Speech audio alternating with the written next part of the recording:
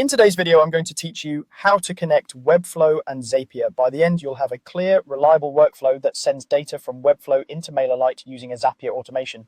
Start by heading to zapier.com and signing into your account. Once you're in the dashboard, look to the left sidebar and click Create.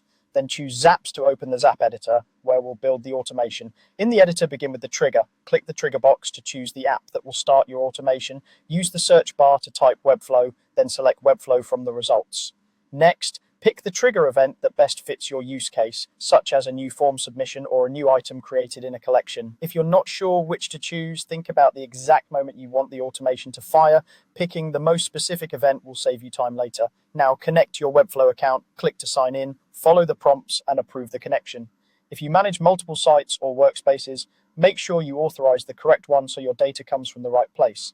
After connecting, click Continue and run a test trigger. Zapier will try to pull a recent example from Webflow. If nothing appears, submit a quick test form or create a sample item in Webflow, then try again. Having real sample data makes mapping fields much easier in the next step. With the trigger tested, move on to the action. Click the action box, search for MailerLite and select it. Choose the action event you want Zapier to perform, commonly creating or updating a subscriber. Think about where your new contacts should go and which fields are important, like email, name, and group. Then sign into your MailerLite account and approve access so Zapier can send data to it. Click Continue to reach the field mapping screen, where you can map Webflow fields to MailerLite fields. Take a moment to ensure required fields are filled and that emails are mapped correctly. When you're ready, run the test using your trigger data.